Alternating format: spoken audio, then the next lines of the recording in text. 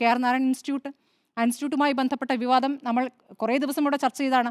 അന്ന് അദ്ദേഹം അവിടെ ഈ ബാത്റൂം കഴുകേണ്ടി വന്ന തൊഴിലാളികളുടെ പ്രതികരണത്തെ അഭിനയിച്ച് കാണിച്ചു, കരഞ്ഞുകൊണ്ട്. കള്ളക്കൂട്ടങ്ങളാണെന്ന് അദ്ദേഹം പറയുന്നുണ്ട്. അപ്പോൾ അദ്ദേഹത്തിൻ്റെ മനോനില എന്താണ് എന്നുള്ള കാര്യം നമുക്ക് ഏതാണ്ട് വ്യക്തമായതാണ്.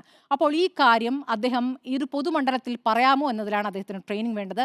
അദ്ദേഹത്തിൻ്റെ സവർണ മനോഭാവം പുറത്തു വരാതിരിക്കാൻ അദ്ദേഹത്തിന് നല്ല ക്ലേശമായിരിക്കുമെങ്കിൽ അദ്ദേഹം മിണ്ടാതിരിക്കുകയാണ് വേണ്ടത്. സിനിമാ മേഖലയിലെ മുഴുവൻ കാര്യങ്ങളും അറിയാമെന്ന് പറയും. ഇന്നിപ്പോൾ എവിടെയൊക്കെയാണ് പ്രതിഷേധമുണ്ടായത്? ചാല മാർക്കറ്റിൽ നിന്നുള്ള തൊഴിലാളികൾ പ്രതിഷേധിക്കുന്നു. എല്ലാവർക്കും അഭിമാനമില്ലേ ഈ ഫിലിം ഫെസ്റ്റുകളിൽ സിനിമ കാണുമ്പോൾ അതിൽ അത്യാവശ്യം ലൈംഗികത കൂടുതലുള്ള സിനിമകളുണ്ടെങ്കിൽ അത് കാണാൻ മാർക്കറ്റിൽ നിന്നവർ ഓടി വരികയാണ്. അവരെ തള്ളി മാറ്റേണ്ടി വന്നു. അപ്പോൾ ചാല മാർക്കറ്റിൽ ഉള്ള ആളുകളാണെന്ന് ഉറപ്പുണ്ടോ എന്ന് മാധ്യമപ്രവർത്തകർ ചോദിക്കുമ്പോൾ അന്ന് അങ്ങനെയാണ് പറഞ്ഞു കേട്ടത്. അപ്പോൾ ഇത്രയും ഉത്തരവാദിത്തമില്ലാതെ വെറുതെ പുറത്ത് ആളുകളോട് നമ്മൾ സ്വകാര്യമായി സംസാരിക്കുമ്പോൾ പോലും പറഞ്ഞുകൂടാത്ത കാര്യമാണ്. അങ്ങനെ പറയുന്ന കാര്യങ്ങൾ അദ്ദേഹം പ്രസംഗത്തിൽ ആധികാരികമായി പറയുകയാണ്.